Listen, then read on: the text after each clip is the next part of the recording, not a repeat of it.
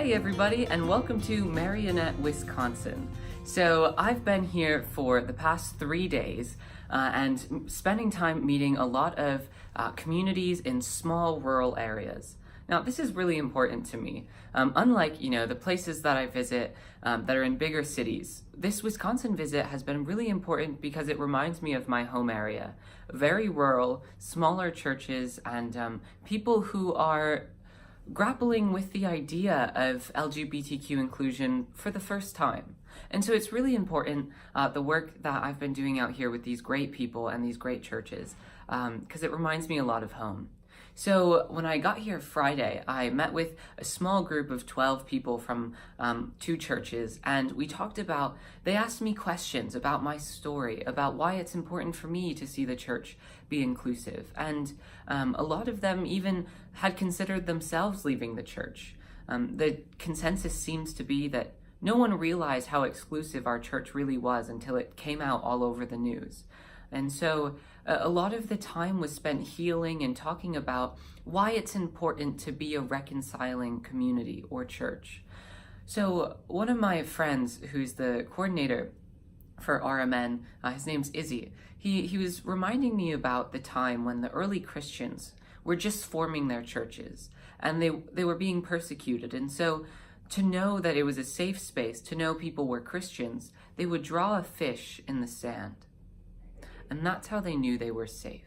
And so today, to be a reconciling church, when I travel wherever I go on to rmnetwork.org. I click the state that I'm going to, and then I look for churches that are reconciling, because for me, that means they're a fish in the sand. I see that logo and I know they're a safe space. So we've been encouraging churches, and yesterday I led a workshop with about 50 people from across the conference, and there was a DS there as well. And they're excited to start building their Reconciling Ministries network here in Wisconsin because they don't want to see their connection fall apart. And so my passion is to see us continue our connection, because that's the great thing about our United Methodist Church. But we're going to rise from within, to bring a resurrection from within this dying body. And I believe that Reconciling Ministries Network is a great way to begin that work and to continue that work, which has been going on. So you'll hear more from these wonderful people at the church that I'm speaking at, Marinette, today. And so you'll hear some of their stories. Again, I know this is not the only way forward, but I think it's important that no matter where we go and no matter what the future holds, we go into it together. We go forward together. All right, so let's check out their stories. When I was a little girl, my first memories of going to the Methodist Church was going with my grandmother. And it was such a warm and welcoming place. For years, as a young adult, I read the Bible and I prayed, but I didn't attend church regularly.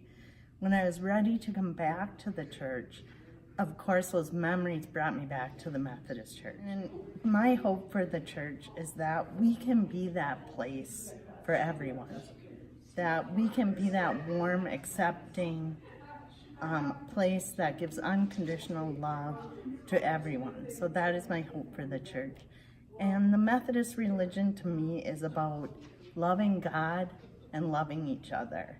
And I hope that we can come together to be that. I think we can as a people. I grew up as a Catholic. I was even an altar boy when I was growing up, but you were not welcome for communion and stuff like that. And she opened up my eyes, and we got married in this church almost 32 years ago, and we're still here.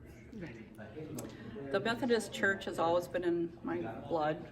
My grandmother used to bring me to church as a young child. Of course, I was a teenage rebel, and I went away from the church for many years. And I got a low point in my life with depression, and I cried out to God to please help me because I can't do it on my own anymore. And he opened my eyes, and it was a beautiful thing. And me as a church member, I want that for everybody else. So I want to spread that love that I have to everybody. I want the church to be able to include everybody.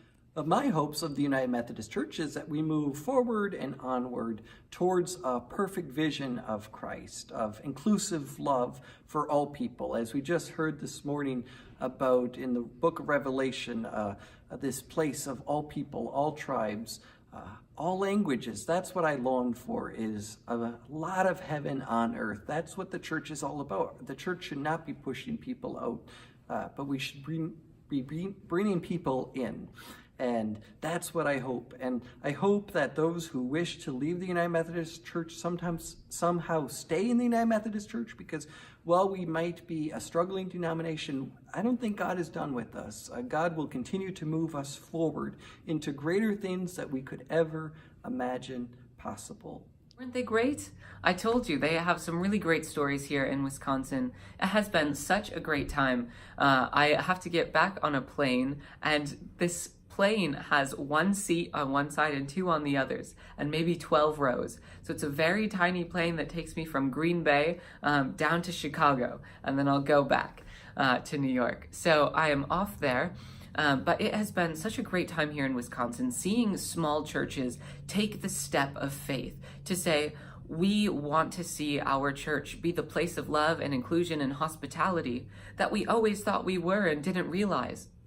A lot of these places just didn't know they were excluding people, and so putting that Reconciling Ministries logo on each church shows that even though our denomination says we will exclude people, we as the church here in Wisconsin say we will love everyone, and we will not only welcome, but we will affirm and celebrate all of who people are, especially LGBTQ people. So thank you so much for joining me here on my Forward Together tour with my From the Road series. And next week, I am off to Minnesota for a big event led by queer people and people of color, talking about where we see the future of the church. And I'm preaching that same Sunday, next Sunday, in Minnesota. So you can find more about that on my website. And I'll be flying out right after the sermon to go to the meeting in Kansas City, hosted at Adam Hamilton's church with 10 bishops and delegates from across the U.S. annual conferences, where we will be talking about where we see the future of the church going. So all of these meetings are wonderful because they show that we as the people are the church and not the legislative body. So stay tuned. It's an exciting time. Be patient, be bold. Thanks for joining me, everyone. Have a great day.